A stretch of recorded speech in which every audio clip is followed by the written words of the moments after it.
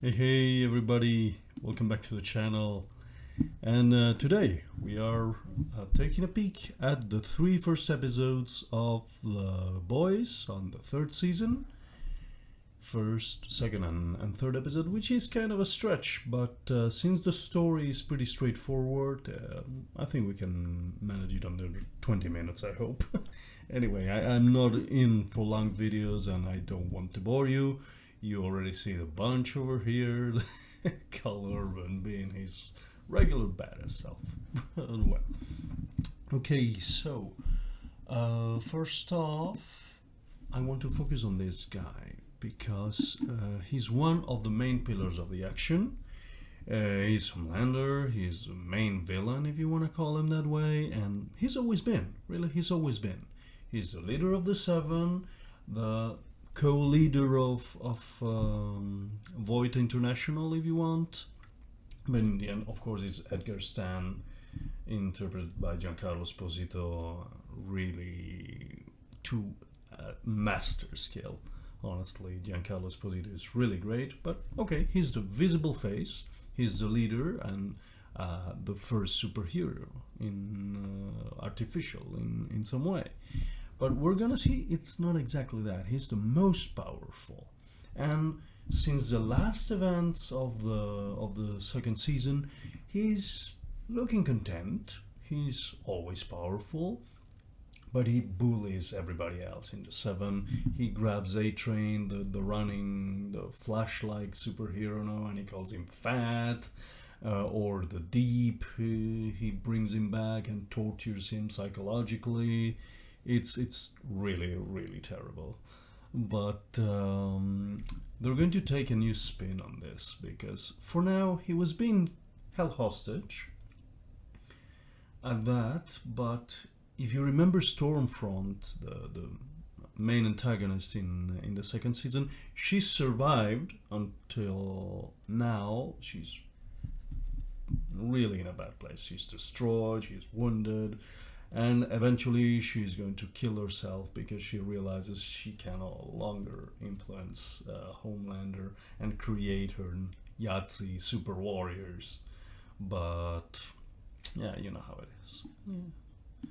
First world superhero problems. In any case, the action start. Let's start by the start, and the action started in a very disturbing scene because at what this show is got us accustomed to, by the way, because if you see the pilot, it's a bit like that. So Butcher is working for the government, for Huey he supervised, and we quickly realized, because we knew from the show, but the head popper soup is her boss, the congressman. And now we are really did say, what? She could kill me. She could kill him in any second and such. But more of that ahead. They're working for the government and they're chasing this soup called a termite. That really, it's one of the most disturbing scenes. I had to move on, like fast forward 10 seconds, because I really couldn't see. The termite enters the dick of a guy and boom. It was horrible. It was just horrible. And I've got a thick skin, so. But everybody's got one of these, every boy's got one of these, and we really don't want stuff inside. So horrible, oh my god. And of course, poor Frenchie goes bananas, but Butcher really catches him just on time, so. Butcher wins the day, it doesn't kill him, which he would have done at any other given occasion. But well, at the episode 1, Simon Pegg is gonna do another cameo as Huey Dad, so that's good to see. And Butcher is going to see Homelander's kid, which is in a secluded location with Grace, the colonel, the former CIA operative. She's taking care of him, and that's good. So yeah, back to Homelander. He is behaving. He's under control apparently, but he's bullying just everybody. He bullies Starlight. He bullies A-Train. He's gonna be bullying the Deep later on. Really, fucking crazy. And he scares everybody because they know he's so very powerful. So, and that's the point. So when Edgar Stan, which is the CEO of Void, Giancarlo Esposito, says Starlight she's gonna be your co-captain of the Seven, he begins to lose it. I'm gonna silence this because on the last video this was a pain. I'm sorry for you. That's it. That should be better. Anyways, it's incredible. It's incredible, but well, he's one of the pillars of the boys. These two are kind of the other one because their relationship is going to be the one setting basically most of the action. But yeah, it's mostly all the team. It's all the team.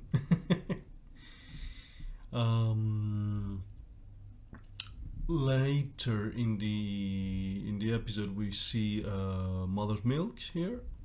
Hello, Mother Milk. And he's struggling to move on because his wife has divorced him. His daughter's really into soups, as any daughter would be at her age. And but his wife has moved on and has a partner and so and he's still tortured by this soups thing. And eventually, the group is going to realize a superhero of old. Before the Seven were a thing, there was another group captained by this Soldier Boy. And Soldier Boy was defeated by a weapon. And the last we learn in episode 3 is he's in Russia. They're going to explain us in 3 episodes how that came to be. So they, as they always do, they start piecing together the stuff. And you remember maybe from earlier seasons that Frenchie, the guy on the left, and this lovely girl, I'll talk about her in a second, dedicated photo. And he had Russian connections, right? So one of his old acquaintances says, "Oh, I gotta move out of the country. I want to go away. Please help me." Such, and then this Russian boss has him brought over to have a talk with him. What happens? Frenchie says no. He's done with that life. He prefers working with Butcher and everything, all things considering. And but this thing is important because at the end of the 3rd episode, Frenchie will be the connection through this Russian boss, the connection to go to Russia and check what happened to Soldier Boy. Now moving on, just a little parenthesis here. This woman is lovely. This woman is absolutely lovely. Karen Fukuhara, I have the biggest crush on you. There's nothing I can do about it. I'm not gonna simp because you don't need my simping. But she's just magnificent. What can I say? So yeah, back to the boys. Back to the boys. Yeah, by the end of the 1st episode, when Homelander realized that the Starlight is gonna be right hand in hand with him as co-leader, basically he begins to become the ticking bomb again, right?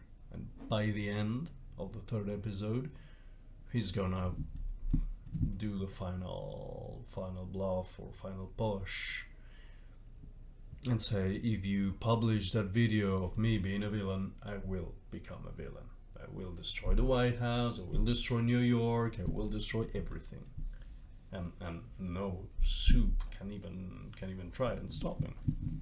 That's the point. So But that later, more on that later. But basically, it's Maeve, Queen Maeve, that puts the boys on the track because she discovers that Soldier Boy was defeated by that. She's the one that discovers that he was defeated by a weapon, and that's kind of creepy. That's kind of creepy because no weapon before had defeated a soup, right?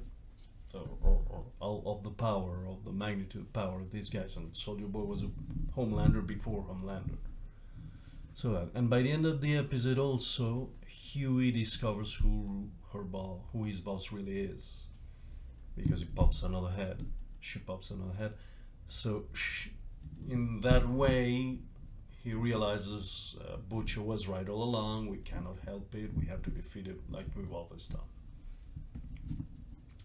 Moving on to episode 2, and I'm already done. 10 minutes. This doesn't bode well.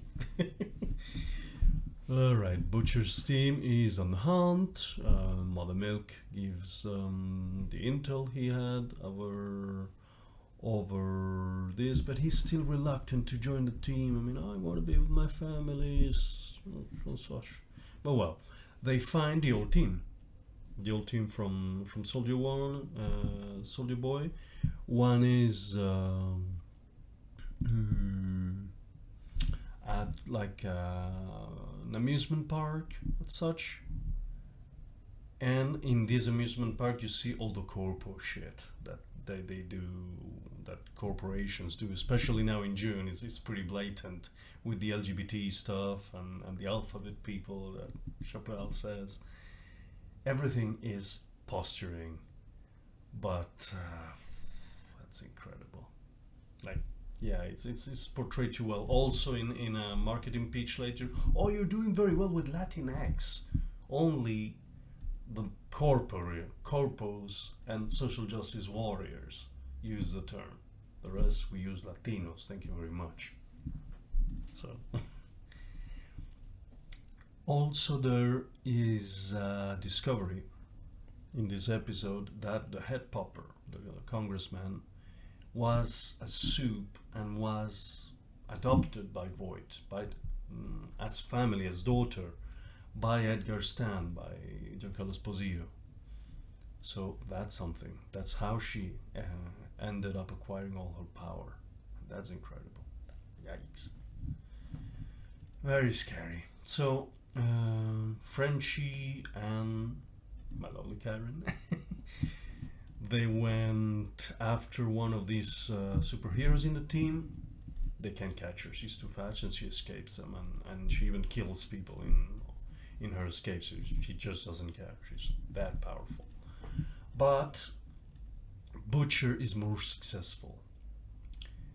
There's something else that Maeve is given the team, and particularly just Butcher so far, and it's a compound of V24. V24 is like the stuff that makes soups, but only for 24 hours. It's totally experimental. This was in the comics apparently, and now they're bringing it to the show, which is amazing. And we see gunpowder in a Second Amendment convention, which is so funny because it's some good criticism of the gun nerds. Well, it's funny for us here in Europe. I know you guys in the States, you have your issues with that, but well, I'm not here to discuss politics anyway. They just portray that in the show. Yeah, I mean, Seth Rogen and Kripke do this show. What do you expect? They have to sneak in their social agenda at every time. So of course they're gonna criticize Second Amendment people. Anyways, Butcher catches up with gunpowder. He doesn't give him much to go on, and eventually they fight, and Butcher takes in the vial and turns into a soup. And it's excruciatingly painful for him, but eventually he defeats him. He even gets X-ray lasers like Homelander, so that's pretty cool.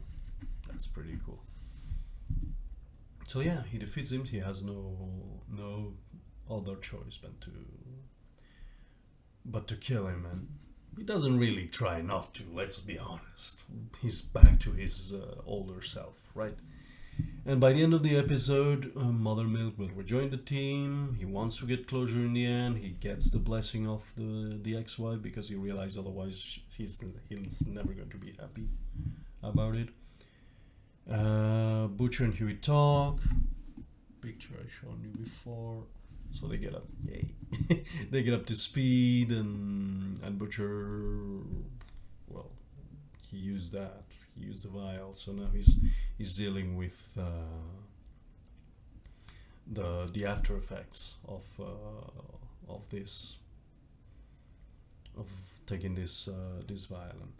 And yeah, basically at the end it's that. Basically, by the end of this episode, Stormfront suicides. Homelander learns about it, and he was right in the middle of saving a suicidal witch. No, you can jump. No, baby, I'm not so sure I want to jump. I wasn't asking. He really goes dark into this. It's a pretty dark comedy, honestly, in this slide. And yeah, basically he snaps and gives a very shocking speech and such, and the world of marketing, because at the beginning of the third episode it's like, everybody loves you, Homelander, they love your candor and your speech and how powerful you are. So it's just so surreal, you know what I mean? The world of marketing, like, he's in such an ego trip and such, and he just gets away with being an egomaniac because that's what society loves in the end. They prefer a powerful egomaniac than one boring Homelander that does nothing. No? So yeah, in the meantime, and I'm much shorter on my notes with episode 3 because there's less to tell, but he's about Butcher is really suffering, retching about the aftermath of the V4, and but they start planning because they know they have to find a team. Basically, they already killed one of them, but they need to find the rest, or even find Soldier Boy. I think we're going to see him in the next episode. So they trace Grace, the colonel who's taking care of Homelander's son, as one of the officers that was the last to see Soldier Boy in a mission in Guatemala in the 80s. By the way, Black Noir was in that team back in the day. And now we know the reason why he's wearing a mask, basically. They go on a flashback and she starts retelling the story. And basically, the superheroes were just behaving as assholes as usual. One fly guy gets shot down with an RPG, stuff like that, and the guerrilla, the Sandinistas, ambush them and wound another. They wound Black Noir because he wanted to not wear his mask, as opposite that now that he wouldn't take it off, and you see it completely charred one side of the face. And yeah, by the way, a very talkative Black Noir. Makes for a good contrast, no, and an inner joke in respect for precedent seasons. And yeah, as a final consideration, yeah, they say Butcher talking to Frenchie and realizing they got their way into Russia because of that, because of the contact that Frenchie has in the underworld. And yeah, in the meantime, Homelander keeps being a bully to everybody. He gets the Deep back into the Seven as a petty gesture of power in respect to Stan Edgar and Starlight, who wanted an Islamic superhero because, oh, she rescues a lot of people, she's an ambassador of UNICEF. I'm not putting a Muslim in the team. He's such a jackass. But yeah, he brings in the Deep, but it's not out of love, because they have a dinner, and all he brings is food. And the poor Deep, because in the end you feel sorry for the guy. He used to be an asshole, but and in the end maybe he's trying to do things right, and they bring in Timothy. Timothy, man. A little octopus that he was friends with. And it's alive. It's a very funny but disturbing scene again. No, and all the trademark of this show has always been like dark humor and such, very in consonance, right, with the comic and such. But I'm very pleased that it's a humor that normally ticks with me, but maybe the beginning of the season was a little too harsh and too close to home. But no, but in the end, yeah, you see both an attempt of social message and criticism to extreme right groups that were still supporting Stormfront and such. But 21 minutes, I gotta wrap this up. But also a lot of dark comedy in spite of this dark comedy and such.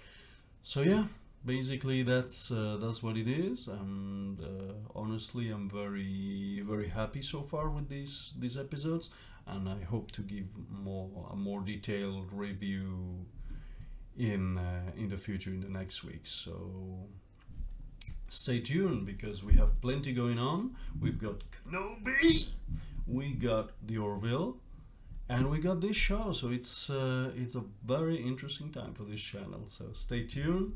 Please like, subscribe, comment if you want. I'm happy to reply to your comments, and I'll see you in the next video. Also, by the way, check it out, this new outro theme I'm trying to put in this video. The song is from Mitch Murder, and I will link it also in the description. Have fun, everybody. Bye bye.